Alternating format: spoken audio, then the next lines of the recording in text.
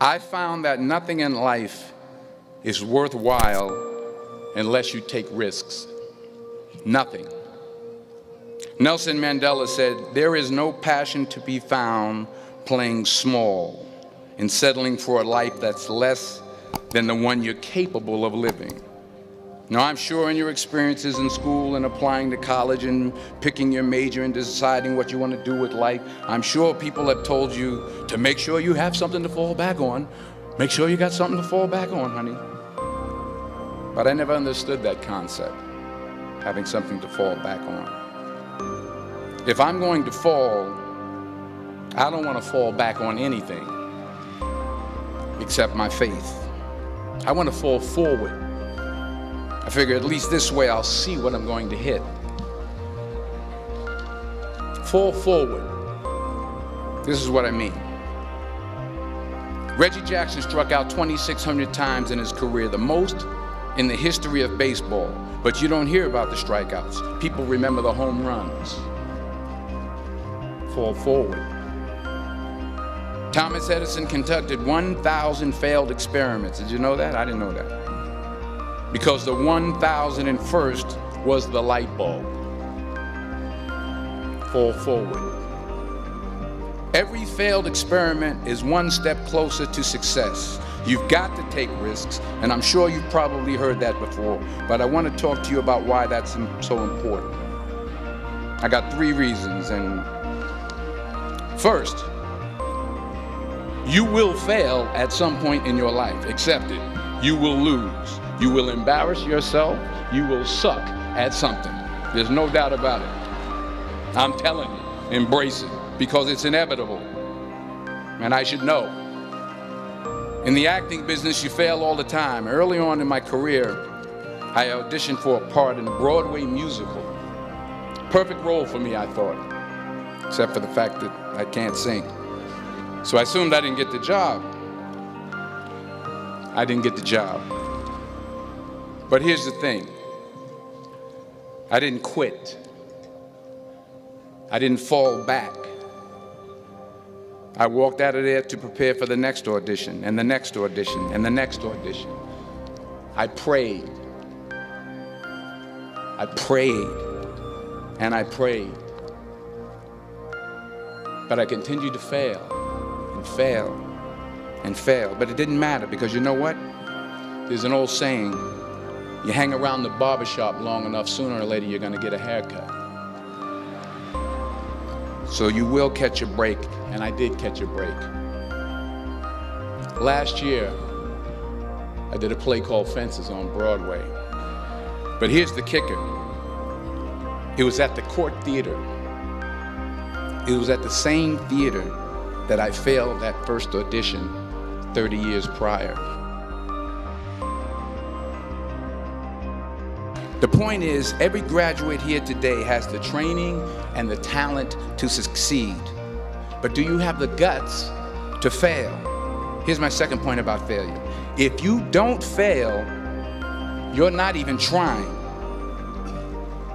I'll say it again. If you don't fail, you're not even trying. My wife told me this great expression. To get something you never had, you have to do something you never did. Les Brown's a motivational speaker. He made an analogy about this. He says, imagine you're on your deathbed, and standing around your deathbed are the ghosts representing your unfulfilled potential. The ghost of the ideas you never acted on. The ghost of the talents you didn't use. And they're standing around your bed, angry, disappointed, and upset. They say, we came to you because you could have brought us to life, they say. And now we have to go to the grave together. So I ask you today, how many ghosts are going to be around your bed when your time comes? You've invested a lot in your education, and people have invested in you. And let me tell you, the world needs your talents. Man, does it ever. I just got back from South Africa. It's a beautiful country, but there are places there with terrible poverty that need help. And Africa is just the tip of the iceberg. The Middle East needs your help. Japan needs your help. Alabama needs your help. Tennessee needs your help. Louisiana needs your help. Philadelphia needs your help.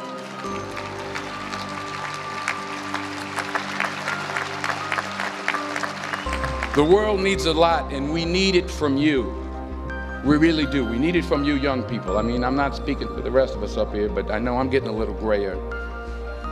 We need it from you, the young people, because remember this. So you got to get out there. You got to give it everything you got, whether it's your time, your talent, your prayers, or your treasures. So the question is, what are you going to do with what you have? I'm not talking about how much you have.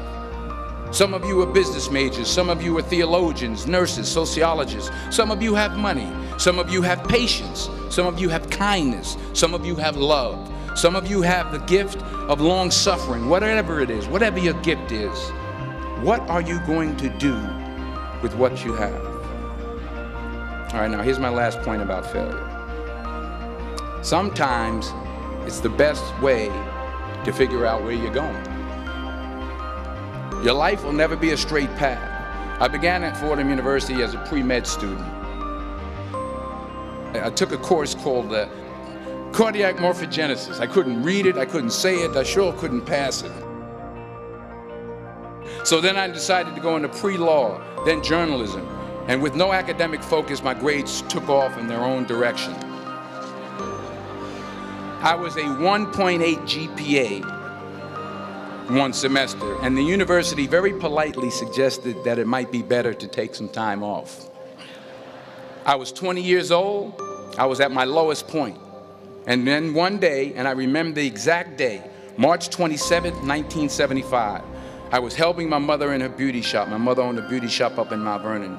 And there was this older woman who was considered one of the elders in the town. And I didn't know her personally, but I was looking in the mirror, and every time I looked at the mirror, I could see her behind me, and she was staring at me. She just kept looking at me. Every time I looked at her, she kept giving me these strange looks. So she finally took the dryer off her head and she said something I'll never forget. First of all, she said, "Somebody give me a piece of paper, give me a piece of paper." She said, "Young boy, I have a prophecy, a spiritual prophecy." She said, "You are going to travel the world and speak to millions of people." Now mind you, I'm 20 years old, I'm flunked out of school. But maybe she was on to something, because later that summer, while working as a counselor at the YMCA camp in Connecticut, we put on a talent show for the campers. And after the show, another counselor came up to me and asked, "Have you ever thought about acting? You're good at that." So when I got back to Fordham that fall, I got in and I changed my major once again for the last time. And in the years that followed, just as that woman prophesied, I have traveled the world and I have spoken to millions of people through my movies.